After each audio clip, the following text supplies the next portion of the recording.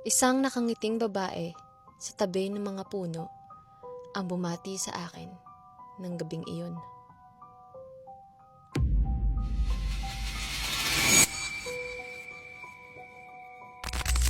Good evening, ka-moonlit souls!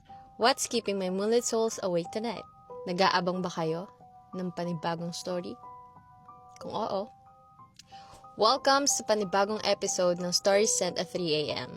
So, basahin na natin yung case file number 6. This is from Anonymous. Noong October 2025, may kainan sa bahay ng tito ko sa Valencia. Mga bandang alas 5 ng hapon nang makarating kami doon. Pagdating namin, nakipaglaro muna ako sa mga pinsan ko habang hinihintay ang iba pang kamag-anak. Bandang alas 7 ng gabi, kumain na kami dahil kumpleto na ang lahat at nakarating na rin sina mama. Pagkatapos naming kumain, bumalik ulit ako sa mga pinsan ko at naglaro kami. Mga alas 9 ng gabi naman nang umuwi kami. Hindi ako nakasakay kina mama dahil sumabay ako sa tita ko at sa step-tito ko. May isang medyo maliblib na lugar malapit sa kanila. Maraming puno doon at medyo madilim ang paligid. Habang dumadaan kami sa bahaging may mga puno, may nakita akong isang maitim na babae. Nakangiti siya at mahaba ang buhok niya. Hindi ko yon gaanong pinansin nung una dahil inisip ko na baka guni-guni ko lang ang nakita ko. Kinabukasan, bumalik kami roon sa umaga. Ikinuwento ko sa mga pinsan ko ang nakita ko nung gabi.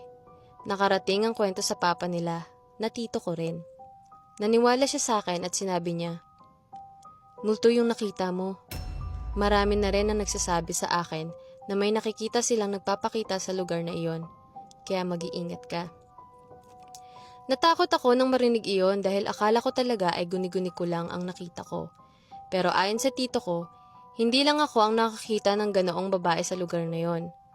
Hanggang ngayon, natatakot pa rin ako kapag naaalala ko ang nangyari dahil hindi ko alam kung ano talaga ang nakita ko noong gabing iyon.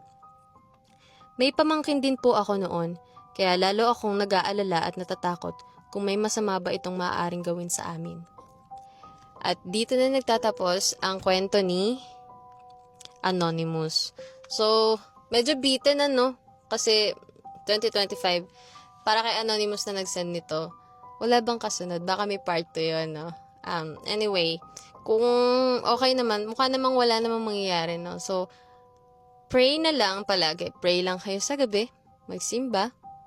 Basta malakas yung kapit mo kay Lord, yung strong relationship mo kay Lord. Anyways, maraming salamat sa pag-send mo ng iyong letters dito. Nag-enjoy na naman ng mga ka-moonlit souls. And, ka-moonlit souls, para makapag-send kayo ng letters ninyo, mag-message lang kayo sa akin sa Facebook, Luna Holgado, or sa IG, iam.luna004. Maraming salamat guys sa pagsuporta sa Stories Sent at 3 a.m. Malay nyo, mangyari talaga yung podcast natin sa Spotify. Ayan, manifest natin guys. Yun lang. Hanggang sa susunod.